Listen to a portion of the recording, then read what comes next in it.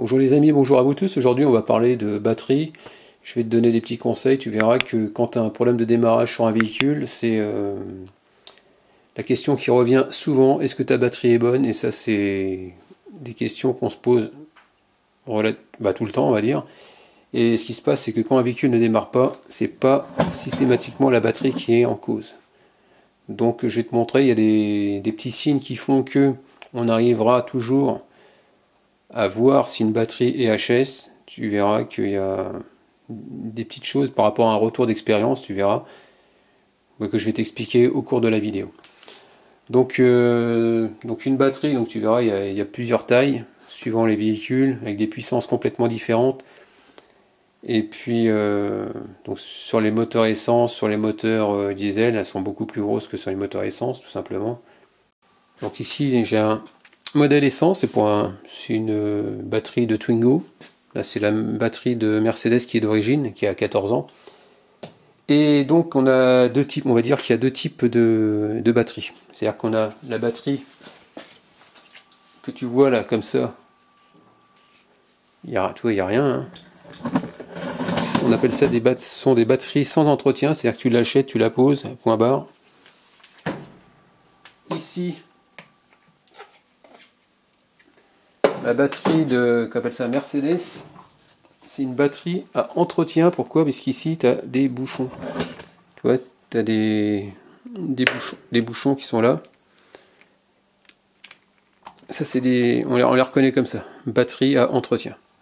C'est-à-dire que tu peux pas la mettre, quand tu l'achètes, tu peux pas la monter direct. Donc le but de ta batterie, donc c'est de stocker donc l'énergie électrique nécessaire justement pour le fonctionnement de ta voiture. C'est-à-dire pour les phares, la radio, qu'on appelle ça, pour pouvoir envoyer assez d'électricité justement au démarreur. Donc toi tu auras besoin d'électricité. Donc ce sera du courant continu qu'il y aura dedans.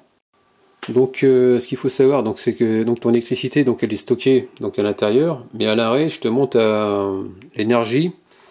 Tu auras de l'énergie qui sera consommée, c'est-à-dire que ta batterie elle va se décharger suite à des circuits qui sont en veille, comme le verrouillage centralisé, par exemple les éléments de confort comme l'autoradio, GPS, etc. Même si tu utilises très peu d'énergie, ça va te décharger quand même légèrement ta batterie. Donc les batteries, elles sont donc comme tu peux voir, c'est du plastique rigide, moulé, étanche. Donc tu vois, c'est super dur, c'est super lourd. Et ici, on peut trouver en bas qu'on appelle ça une forme bien spécifique, de façon à ce qu'on puisse, quand on met la batterie sur le véhicule, qu'on puisse le bloquer pour éviter que la batterie elle se mette à bouger dans tous les sens. Donc ici, pour savoir si c'est un plus, si c'est un moins, donc c'est simple, hein, on a... Attends, on voit pas, c'est sale. Ah si. Ici, là, je vois que c'est écrit plus, ici c'est écrit moins. Et pour savoir pour arriver à les reconnaître, même si c'était mal écrit, si c'était effacé, la borne positive est beaucoup plus grosse que la borne négative. Donc voilà, donc ici tu as plusieurs bouchons. Donc je vais t'enlever celui-là par exemple. C'est pas évident à ouvrir parce que des fois on a tendance à déformer. Donc tu vas voir que dedans il y a des plaques. Donc je vais essayer de prendre une lampe pour que tu vois mieux. Donc dedans, je sais pas si tu vois, au fond, tu vois il y a des plaques. Ce sont des éléments de la batterie. Attends, on va essayer de... Là, je sais pas si on voit. On va essayer de voir comme ça. Et dedans, c'est de l'électrolyte. Et pour l'électrolyte, tu dois avoir normalement 1 cm au-dessus de ta plaque pour avoir un bon niveau dans la batterie. Et ça, dans tous les bouchons. Donc voilà, quand tu fais des manipulations logiquement au niveau d'une batterie avec entretien, toujours porter des lunettes. Hein. Si jamais il suffit qu'il y ait des projections d'électrolyte dans les yeux, ça pose problème et tu as intérêt à bien rincer pendant un bon petit quart d'heure. Voilà. Parce que je pense que ça doit bien brûler, surtout au niveau des yeux. Donc à l'intérieur, à l'intérieur de ta batterie, donc tu as comment dire, un séparateur de plaques positif et négatif, donc soit en papier ou en carton. Donc pour reconnaître une plaque positive, donc c'est simple, elle est constituée d'alvéoles remplies de pentoxyde de plomb de couleur rougeâtre. C'est comme ça qu'on arrive à les reconnaître. Et les plaques négatives sont constituées d'alvéoles remplies de plomb actif et de couleur grisâtre. C'est comme ça qu'on peut voir le positif du négatif, du moins à l'intérieur de la batterie. Donc voilà, donc ce qu'on peut lire sur une batterie quand tu dois la changer, il y a des choses que tu dois prendre en compte. Déjà, avant de te déplacer, il faut que tu mesures déjà la longueur de ta batterie, la hauteur et la largeur. Très important. Parce que j'ai eu le cas sur une Fiat Punto, j'avais lu comme quoi qu'on appelle ça, la batterie était compatible avec mon véhicule, sauf que c'était une batterie carrée, bien spécifique Punto, j'ai dû l'acheter chez Fiat. Et pourtant, il marquait Punto, et ça ne rentrait pas dans l'habitacle. Donc il faut faire attention à la forme, donc bien prendre les mesures, et faire attention aussi à ça. 47 ampères-heure, 450 ampères, et puis, qu'est-ce que je voulais dire d'autre, je voulais dire autre chose. Ouais, donc sur une batterie, donc c'est du 12 volts. Donc c'est du 12 volts, du 47 ampères. Donc l'intensité c'est 450 ampères. Et la capacité qui s'exprime en ampères-heure, c'est 47. Donc toi, on a tout ça ici. Ça c'est le modèle F3 par rapport à la marque, tout simplement. Et là, je suis en train de regarder, là je vois mini, maxi. C'est pour ça que je me suis arrêté un petit peu. Et je vais regarder une chose, voir si on voit le niveau quand j'éclaire à l'intérieur. Donc ça, je pense que c'est quand le fabricant il doit remplir en électrolyte avant de la fermer, il doit se baser là-dessus. Bon, j'ai essayé avec une lampe, on voit rien du tout, donc c'est bien une sans entretien qui est vendue dans le commerce, donc il n'y a pas de souci de ce côté-là. Donc voilà, quand je te parle donc d'intensité, de capacité, de voltage, donc tu vas me dire ouais, mais c'est bien beau, mais ça correspond à quoi? Donc voilà, donc l'intensité qui est exprimée donc comme je te disais en ampères, donc là on a 450 ampères. Donc c'est en gros c'est l'intensité maximale que peut fournir ta batterie pendant 180 secondes. Donc elle s'exprime donc en ampères. Ensuite, qu'on appelle ça, la capacité. Donc la capacité, comment je pourrais t'expliquer? Donc en gros la capacité, donc ça correspond à une décharge pendant 20 heures à une température de 25 degrés. Donc là pour cette batterie là, donc 47 ampères, donc tu divises par ampère-heure, tu divises par 20, ça te fait, attends, je mesure bien, 47 divisé par 20 heures, ça te fait 2,35 ampères-heure pendant 20 heures. C'est ce que ta batterie pourra te fournir en capacité. Voilà, pour celle-là.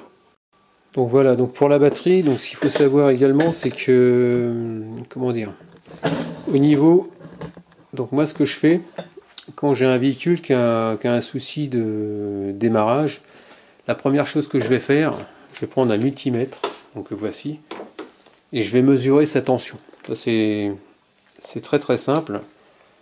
Ça te permet de voir déjà si elle est assez chargée. Parce que c'est pas tout d'utiliser ta batterie.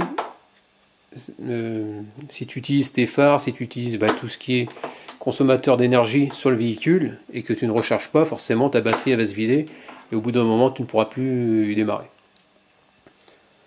Donc tu prends un multimètre, donc tu te mets sur, voilà, je vais te mettre, voilà, le noir sur le commun, c'est très très simple, hein.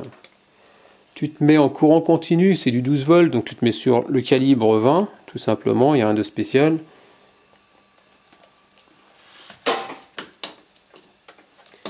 Et il suffit de toucher la borne plus et la borne moins de ta batterie.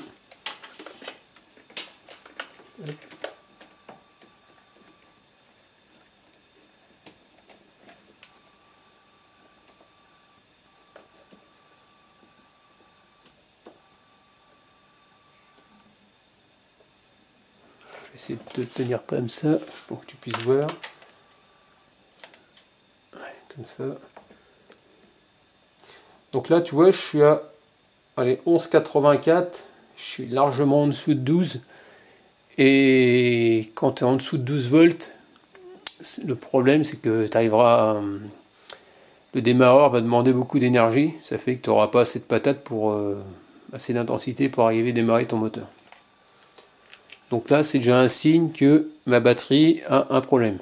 Donc si ta batterie elle est déchargée parce que ton véhicule n'a pas tourné depuis un moment, dans ce cas là tu prends un chargeur de batterie. C'est-à-dire que tu prends cet appareil là, ça vaut pas très cher, ça vaut 50 €. Donc celui-là tu peux faire pour du 6 volts, batterie de moto ou batterie de voiture tout simplement. On-off, ici tu as des pinces, hein, donc voilà, que tu commences toujours par le plus et ensuite le moins. Et donc après, une fois que c'est branché, tu mets sur on, ici tu vois grâce au vumètre, si tu es dans le rouge, si tu es dans le jaune, là il va falloir attendre au moins des fois, suivant dans quel état se trouve ta batterie, il va falloir peut-être attendre des fois une nuit pour que ça se charge complètement, pour qu'il soit dans le vert, et quand c'est dans le vert, ton véhicule est censé démarrer. Donc là maintenant, je vais partir du principe que ma batterie est chargée, mais je n'arrive pas à démarrer. Donc des fois, ce qui se passe, c'est ce qui arrive souvent, ça m'est arrivé sur une Renault Express. J'avais fait un dépannage, d'ailleurs la vidéo elle est en ligne. Et le souci c'était, j'ai voulu dépanner une personne, j'étais dans mon salon, c'était sur Allo Voisin, et là, c'était Jean-Paul. Il me dit j'arrive pas à démarrer mon véhicule, je dis tu regardes ça, ça et ça, et ça devrait démarrer. Et donc il m'a dit non ça démarre toujours pas. Donc je m'étais déplacé. Et ce qui arrive souvent, c'est donc lui, il avait plus du tout de voyant au niveau du tableau de bord. Et il y avait un truc qui m'a chagriné, c'est quand j'ai regardé, bon là j'en ai pas. Et si je débranche ma batterie, ici, souvent ce qui arrive, c'est que tu te retrouves avec de l'oxydation sur la borne. Ici, c'est tout vert, c'est tout sale, et donc forcément ton contact il se fait pas. Donc la première chose à faire, un petit coup de brosse métallique, ça coûte rien. Et si ça démarre pas, donc tu suis ton fil de masse, en général, forcément il va aller sur la caisse, en général que sur la boîte de vitesse. Donc tu y vas et tu grattes partout. Et lui sur son Renault Express, j'avais suivi plusieurs endroits et j'étais arrivé sur une platine qui était cachée sous le moteur, qui était complètement pleine de verre de gris. Donc j'ai passé un coup de... Donc le contact il se faisait pas. Et j'ai passé un coup de brosse métallique partout, bien nettoyé. Et quand je l'ai rebranché, j'ai mis un coup de clé. La voiture elle est partie, tous les voyants se sont rallumés et la voiture a bien démarré. Donc souvent c'est un problème d'oxydation, de masse qui sont crades et qui font que tu as le contact qui se fait mal et ça démarre pas. Ça c'est souvent des petites choses qui font que ça va t'alerter. Donc après, ce que tu peux avoir également, c'est un problème de... Comment dire donc par exemple, qu'on appelle ça, ta batterie est faible en tension, tu veux la recharger. Et puis, ce qui peut se passer, c'est que tu as un élément qui est en court-circuit. Et ça fait que tu verras que tu n'arriveras pas du tout à charger ta batterie. Tu vas la mettre toute la nuit et il ne se passera rien. Elle sera toujours dans le rouge. Alors soit c'est ton chargeur de batterie qui a un problème. Donc tu essayes avec un autre pour voir si c'est pas ton chargeur qui est en dysfonctionnement. Et si ça marche avec un autre, ça veut dire que ta batterie est en court-circuit. Ça arrive aussi, ça m'est déjà arrivé. Et ce qui m'est arrivé aussi, le problème c'est que quand ta batterie elle vient à lâcher, ça prévient pas. Ça m'était arrivé avec ma 306 à l'époque. Elle roulait nickel, je suis arrivé faire mes courses, je suis remonté dans la voiture, clic, plus rien. La batterie, court-circuit, fini. Donc là, forcément, c'est le remplacement de ta batterie qui sera à faire. Donc là, tu n'auras pas le choix. Donc là, on a vu que ta batterie, quand elle se décharge, tu peux la recharger avec un chargeur de batterie, tout simplement. Mais ça, c'est quand tu es en panne. Autrement, quand ton véhicule tourne, ça se fait par le biais de ton alternateur, qui se trouve ici en bas. Cette pièce-là. Voilà. Donc cette pièce-là, elle est entraînée par une courroie et c'est ça qui va te charger ta batterie quand tu vas rouler. Et ce qui se passe, c'est que si ta courroie venait par exemple à lâcher, donc forcément tu vas l'entendre, mais si tu t'en rends pas compte, ça veut dire que tu vas t'en rendre compte. Pourquoi? Parce que tu auras ton voyant batterie qui va s'allumer au tableau de bord. Donc là tu vas pouvoir comprendre qu'il y a un problème sur l'alternateur. Soit ta batterie qui a lâché, soit ta courroie qui a cassé. Voilà, c'est ton alternateur, il est bon, mais il faut changer juste la courroie. Et si tu as ton alternateur qui est HS, forcément, et que ta courroie elle est bonne, hein, tu auras le voyant batterie. Donc là, tu pourras te dire que c'est un problème de charge, mais pas un problème de batterie par elle-même, quoi. Donc si tu roules avec parce que j'ai eu des commentaires là-dessus, une personne qui m'avait dit ouais, j'ai le voyant batterie qui s'allume, mais bon, je peux rouler. Je fais non, surtout pas. Ça m'est arrivé avec la Twingo il n'y a pas très longtemps, l'alternateur qui a lâché. Le problème, c'est que ton éclairage il va diminuer énormément et tu n'auras pas de... Ça va éclairer un petit peu, pas longtemps. J'ai fait quoi, 10 km, je suis arrivé à mon travail, j'ai pris le voltmètre, j'ai mesuré, je suis passé de 12 volts à 10 volts. Et quand je l'ai redémarré, donc à l'aide de ma batterie de Mercedes, j'ai voulu rentrer rapidement à la maison. Et ce qui se passe, c'est que quand je suis arrivé peut-être 6 km Bon, j'ai dû faire même pas 6 km. J'ai qu'on appelle ça la voiture qui s'est mise à s'emballer d'un seul coup et elle s'est coupée. Donc la batterie, il n'y avait plus rien, plus de jus, plus rien. Et donc j'ai réussi à brancher ma batterie de Mercedes là-dessus et j'ai pu rentrer en catastrophe. Tout doucement, quoi, sans me faire arrêter et sans mettre la voiture sur un plateau. Donc ça peut t'arriver également aussi. Donc pour mon véhicule ici, c'est une batterie sans entretien. Donc en général, ici, c'était marqué, donc elle est de décembre 2015. Donc en général, tu sais que ça fait à peu près 4 ans en moyenne. Donc tu sais que si tu commences à avoir des problèmes de démarrage 4 ans après, tu peux te douter que ta batterie elle a un souci. Moi, donc je commence à me douter par rapport à un problème c'est-à-dire que j'arrive à la charger et au bout de même pas quelques jours, peut-être 3-4 jours, la batterie mais elle se vide d'un seul coup et plus moyen de démarrer. Donc je me dis que là, elle a fait son temps, donc il va falloir que je la remplace. Donc c'est pour ça que là je vais la remplacer tout à l'heure avec celle qui est sur l'établi. Hein. Donc je vais te montrer comment on fait. Donc voilà, donc ça je te parlais de la voiture, la batterie qui se décharge au fur et à mesure. Et ce qui peut se passer aussi, ta batterie elle peut être en bon état, mais tu peux avoir un consommateur dans ton véhicule qui fait que il vide ta batterie, tu sais pas pourquoi, et ça c'est déjà arrivé. T'as un truc qui reste alimenté, tu sais pas quelle installation, c'est l'autoradio, c'est quelque chose qui te vide la batterie, mais t'arrives pas à comprendre, alors que ta batterie elle est bonne. Moi ça m'est arrivé avec j'ai mal claqué mon coffre, et c'était l'éclairage de coffre, pourtant je le voyais pas allumé, mais c'est lui qui m'a vidé ma batterie. Donc tu vois, c'est des petites choses qui peuvent être problématiques quand tu veux partir au boulot par exemple.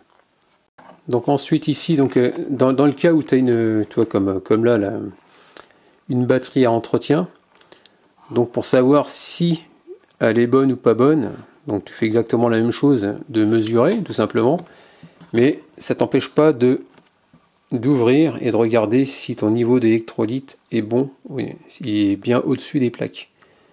Parce que si tu en as par exemple 1 cm au-dessus des plaques, quasiment partout sauf un, où la plaque elle dépasse, en général c'est que c'est pas bon, c'est que tu as sûrement cramé un élément et ça fait qu'après ta batterie elle est morte.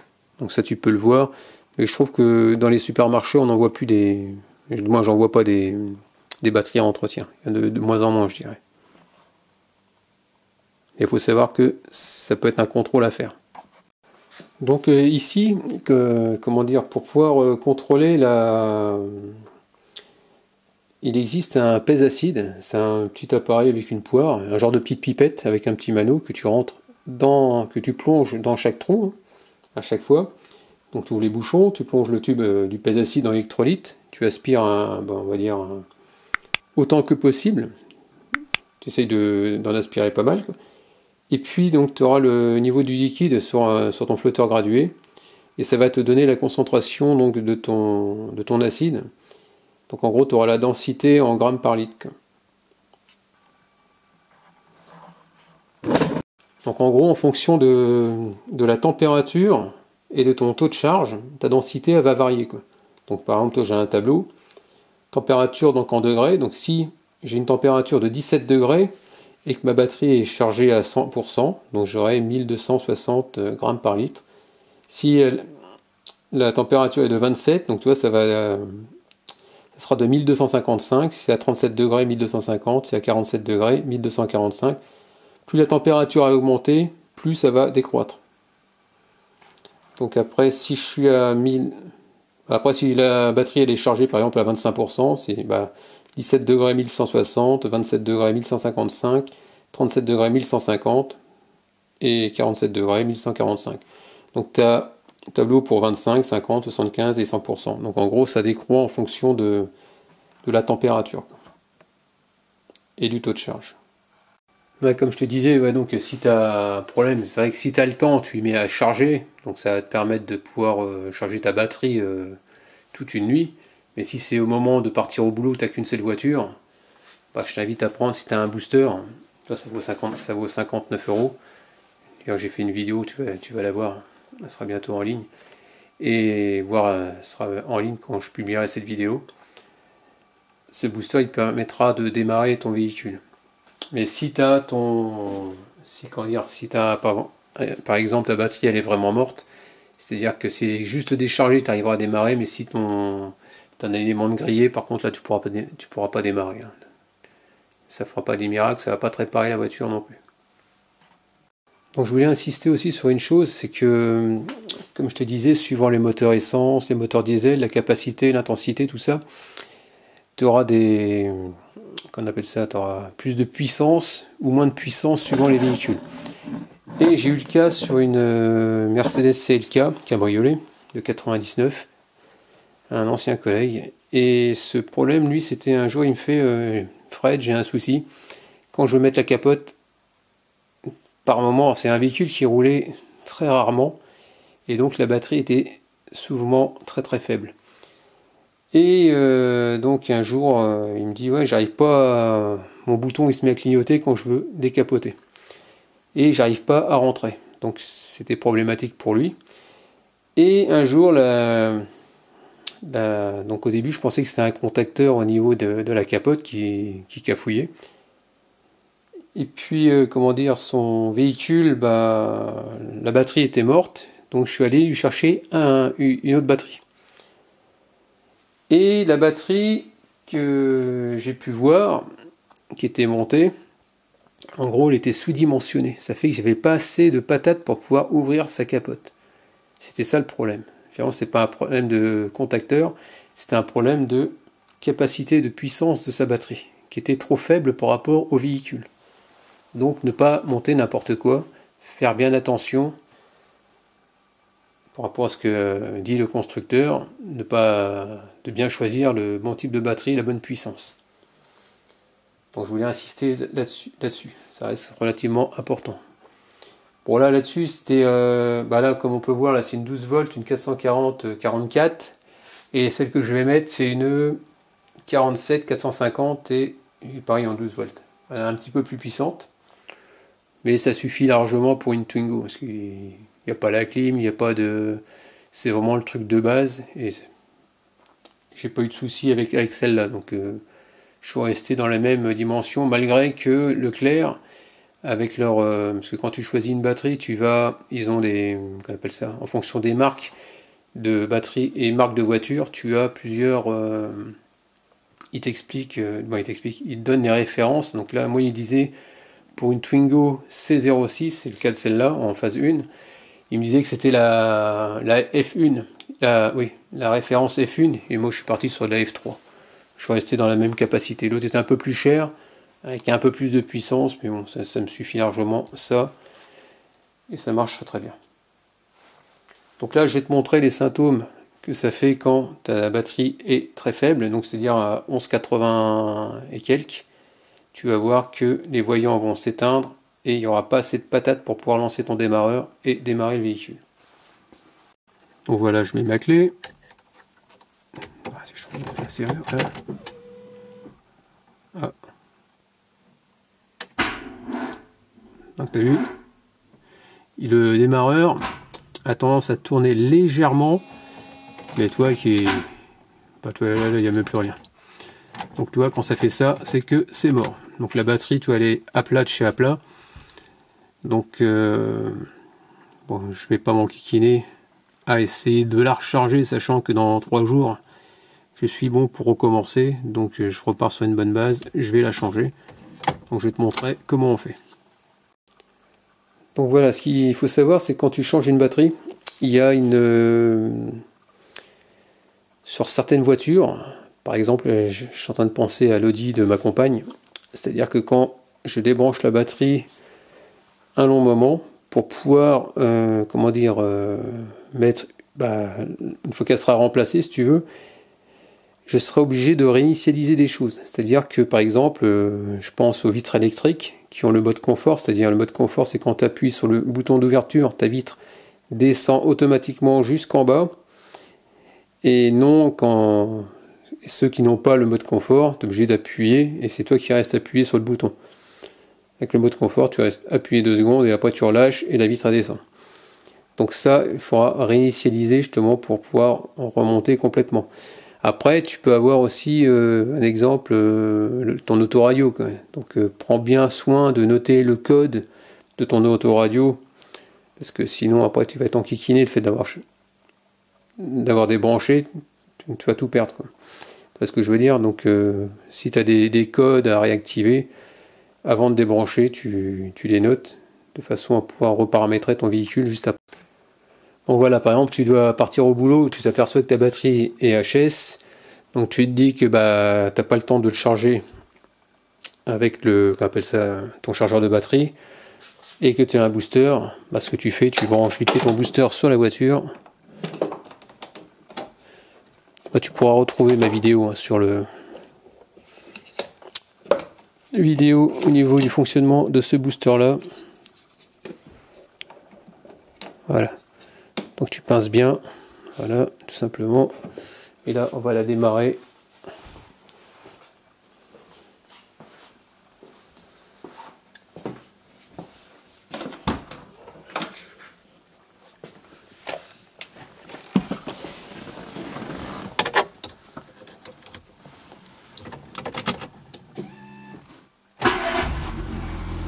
Le début était vraiment à plat, un petit coup de booster, et c'est bon.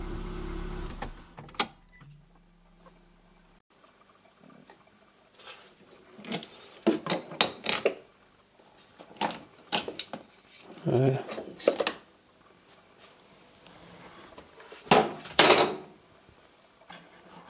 Donc voilà, maintenant on va passer à la phase de remplacement de cette batterie là. Donc tout simplement, tu fais donc il te faudra une clé, pour la Twingo, une clé de 7, tout simplement ici, parce que là tu as un bloqueur en partie basse qui te bloque ta batterie, de façon à ce qu'elle ne bouge pas quand tu roules. Donc là j'ai pris une clé à pipe, ça suffit. C'est du 7. Voilà, tu débloques un peu.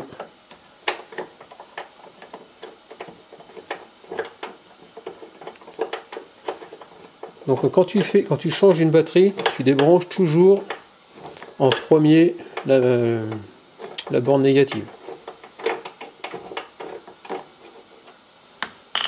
Voilà. Donc toi c'est ça qui sert à te bloquer ta batterie. Tu vas voir que là,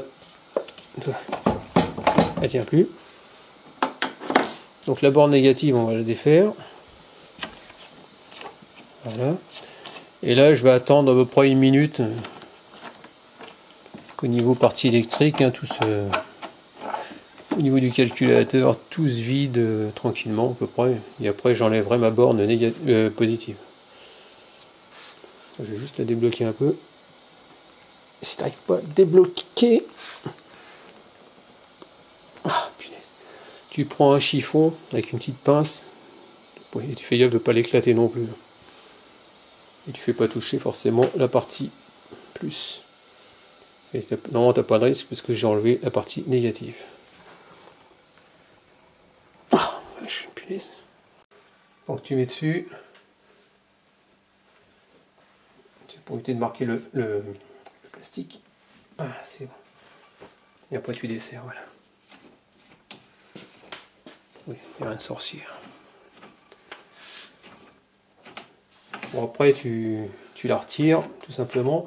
Ici tu verras, sur certains modèles comme sur la Mercedes, j'ai pas ce système de bouchon de plastique. De plastique positif, et en général c'est directement la cosse avec une vis. En général c'est du 10. Et ce que je peux te dire aussi également, qu'est-ce que je voulais dire, je sais plus. Ah oui, tu peux avoir aussi un problème de démarrage, un truc tout bête. Ça m'est arrivé sur une 205 il y a une bonne quinzaine d'années, si pas plus, c'est en 95. Ouais, à peu près, ouais, ça fait à peu près 15 ans. Et comment dire, j'avais la cosse que tu viens mettre dessus, elle était cassée en deux. Et ça fait que j'avais plus de contact au niveau du voyant. Et ça fait que suivant comment ça bougeait, un coup tu avais du voyant au tableau de bord, et un coup ça se coupait. Donc ça aussi c'est à regarder. Et ça se change. Les cosses, ils en vendent chez Neuroauto, dans les centres auto. Ça change, mais par contre ce qui est galère, c'est que une fois que tu as coupé, le problème c'est que tu n'as pas beaucoup de marge pour pouvoir arriver à ta batterie. Et j'ai failli me retrouver en galère. Donc faire attention à ça.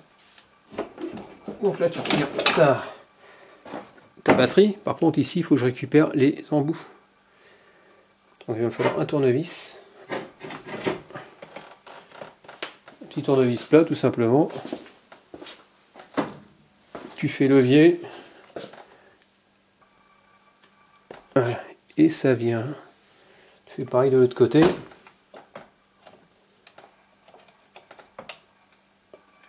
Voilà. Et j'ai le deuxième les deux qui sont là. Donc on va mettre ça sur l'autre batterie. Hop, ici.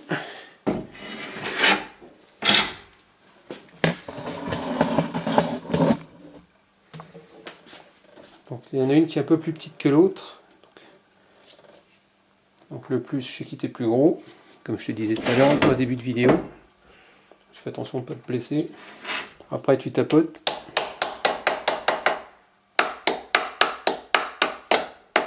Bon, il y en a qui mettent un peu de graisse dessus, mais moi j'en mets pas.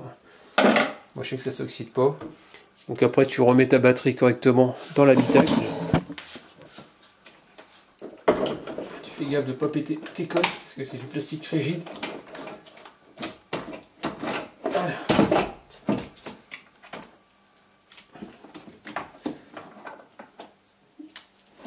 Donc là tu mets la borne. Je ne vais pas faire toucher le moins tout de suite. Tu mets la borne plus en premier. Ah, ça y est, c'est bon. Il ne faut pas qu'il y ait de jeu hein, pour être sûr d'avoir un bon contact. Ensuite, tu remets ta borne moins. Bon, moi sur la Twingo, j'ai pas de souci. J'ai juste un problème de. J'aurais juste le réglage de l'heure à refaire. C'est la seule chose que j'ai là-dessus à refaire une fois que tu as changé ta batterie. Voilà. Ça bouge pas. Donc là c'est bon, on va pouvoir virer ça. Donc maintenant on va faire un essai de la voiture. Donc là déjà ce qu'on peut faire c'est mesurer comme j'ai fait tout à l'heure.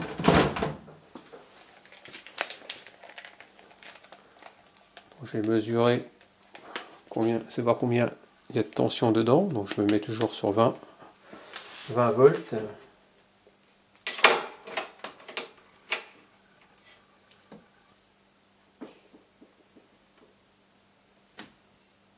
Ce que fait.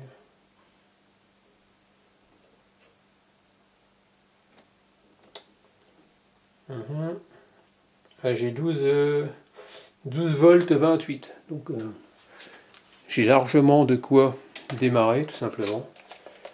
Donc on va la démarrer. Allez, c'est parti.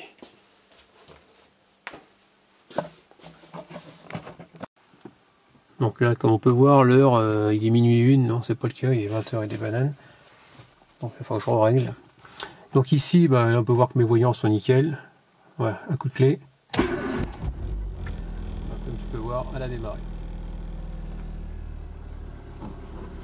Donc comme je te disais, là, toi, il n'y a pas de voyant batterie d'allumé, donc c'est que mon alternateur charge, donc on va vérifier. Donc là, tu fais exactement la même manip, hein, tout simplement.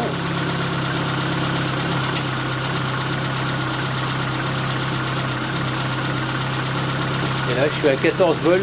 Après.